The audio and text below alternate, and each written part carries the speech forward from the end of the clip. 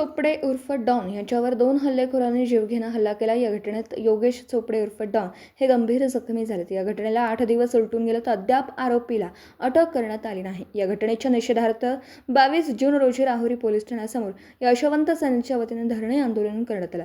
14 जून रोजी दुपारी योगेश रावसाहेब चोपडे उर्फ डॉन हे राहुरी खुर्दकडे मोटरसायकलवर जात असताना पाठीमागून मोटरसायकलवरून आलेला अक्षय गोपाळे व एक अज्ञात तरुणाने योगेश चोपडे उर्फ डॉन यांच्यावर धारदार शस्त्राने प्राणघातक हल्ला करून आरोपी घटनास्थळावरून पसार झाले. घटनेत योगेश चोपडे हे गंभीर जखमी झाले. घटनेनंतर राहुरी पोलीस ठाण्यात अक्षय बाबासाहेब गोपाळे राहणार बारागाव नांदूर व एक अज्ञात तरुण अशा 2 जणांवर गुन्हा दाखल करण्यात आला. सदर घटनेबाबत 22 जून रोजी राहुरी येथील यशवंत सेनेच्या वतीने पोलीस ठाण्यासमोर धरणे आंदोलन करण्यात आला.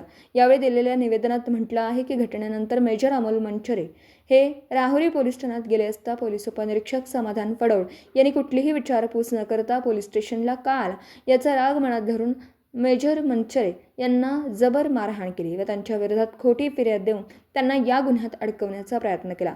ही घटना देखील अतिशय चुकीची घडली आहे. तरी सदरील दोनही घटनेची चौकशी करून 2 दिवसात योगेश चोपडे यांच्यावर हल्ला करणाऱ्या आरोपींना अटक करून त्यांच्यावर मकोका अंतर्गत कारवाई करावी. तसेच मेजर अमोल मंचरे यांना मारहाण करणारे पोलीस उपनिरीक्षक समाधान फडोळ व इतर कर्मचाऱ्यांवर गुन्हा दाखल करून निलंबित करण्यात यावं असं निवेदनात म्हटलं आहे. यावेळी पोलीस निरीक्षक रवींद्र देशमुख म्हणाले, आरोपी अक्षय गोपाळे याच्यावर 5 गुन्हे दाखल आहेत.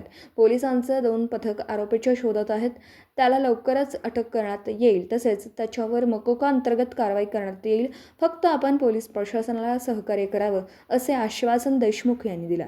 त्यानंतर आंदोलन स्थगित करण्यात आलं. यावेळी विजय तमणर, ज्ञानेश्वर बाचकर, प्रदीप पवार, सुभाष मोरे, रामदास बाचकर, भारत मतकर, बाबासाहेब केसकर, दादाभाऊ तमणर, नरेंद्र शेटे, गोरख चोपडे, श्रीकांत बाचकर, राहुल पाटोळे, विठ्ठल तमणर, साईनाथ भिसे, सुनील तमणर, प्रशांत चोपडे, सोपान बाचकर आदी उपस्थित होते. दीपक साळवे सह योगेश पवार, न्यूज 14 राहुरी.